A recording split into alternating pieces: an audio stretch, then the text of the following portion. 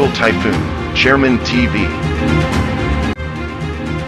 Weather update. Helping homeless people. Please subscribe.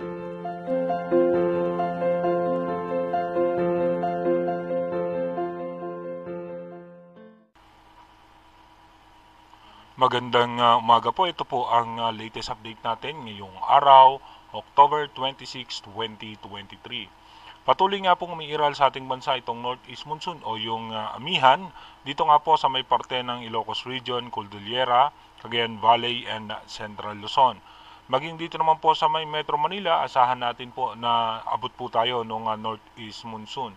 Magiging maganda naman po ang lagay ng panahon ng halos malaking bahagi ng ating bansa. May mga posibleng pag-ulan mamayang gabi sa western section ng Luzon. At sa ngayon nga po may mga pag-ulan pa rin dito sa may parte ng Mindanao. Dahil po yan sa extension ng kaulapan nitong low pressure area na nasa labas ng Philippine Area of Responsibility. Ayon po yan sa European Center. At ayon nga sa ating advanced weather forecast, yung ating minomonitor na to na sama ng panahon na posibleng maging bagyo o tropical depression, ito po ang pinakatumbok niya po sa ngayon sa latest prediction ay posible nga sa may parte ng Central Luzon. Sa ngayon nga po, dumako muna tayo sa ating rain map animation. Dito nga po sa ating rain map animation, mapapansin nga po natin na patuloy na magiging maganda ang lagay ng panahon. May mga isolated rain showers sa Palawan at eastern section ng Visayas.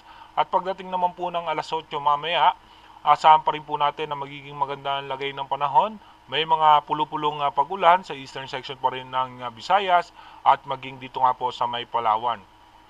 Pagdating naman po ng alas 10 ng umaga, maganda pa rin po ang lagay ng panahon ng halos malaking bahagi ng bansa.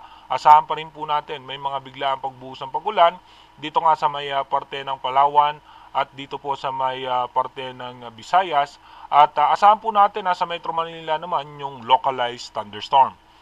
Pagdating naman po ng alas 12 ng tanghali, may mga pag-ulan na po tayong posibleng asahan sa halos malaking bahagi ng Mindanao at dito nga po sa western section ng Visayas. Pagdating naman po ng alas 2 ng hapon, may mga posibilidad na panandaliang pag-ulan sa may parte ng Bicol Region, ilang bahagi ng Central and Southern Luzon, maging dito nga po sa western section ng Northern Luzon.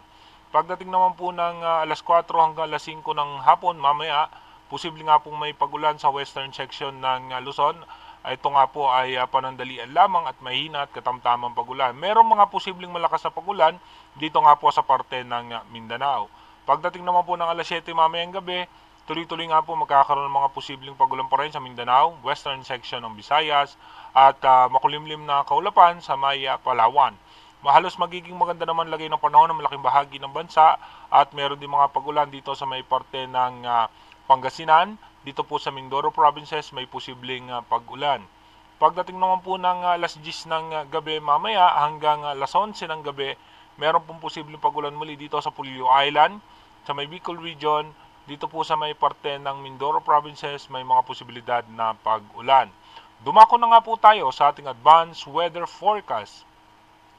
Dito po sa ating advanced weather forecast, mapapansin nga po natin, bukas nga po, October 27, yung low pressure area ay nasa labas pa rin po yan ng Philippine Area of Responsibility.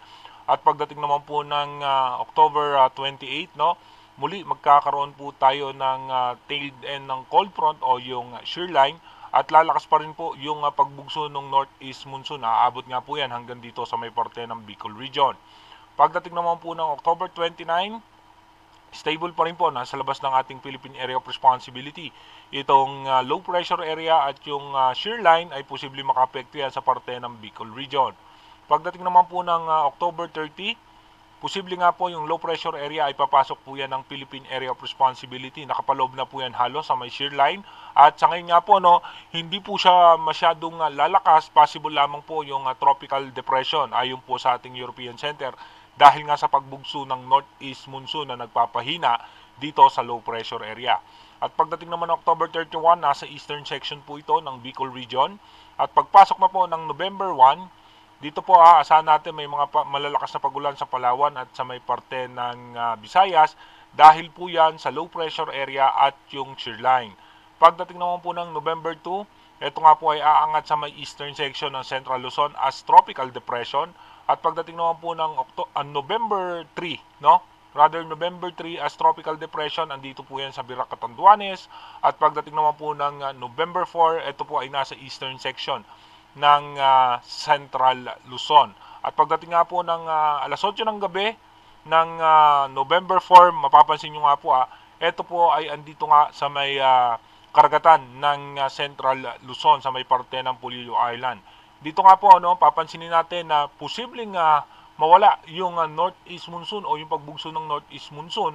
At mapapansin nga natin, posible itong umangat ng bagya dito sa may parte ng Aurora or papasok po yan dito sa may parte ng Quezon. Sa ngayon nga po, ito muna yung latest update ng ating European Center, yung advanced prediction. Again, inuulit po natin, yung ating advanced weather forecast is possible scenario pa lamang po yan. Malaki pa rin po ang posibilidad na magbago yan. Ito po ay para lamang maghanda tayo kung sakaling magtutuloy-tuloy yung possible scenario ng prediction ng European Center. Mag-iingat po tayo palagi. God bless po sa ating lahat.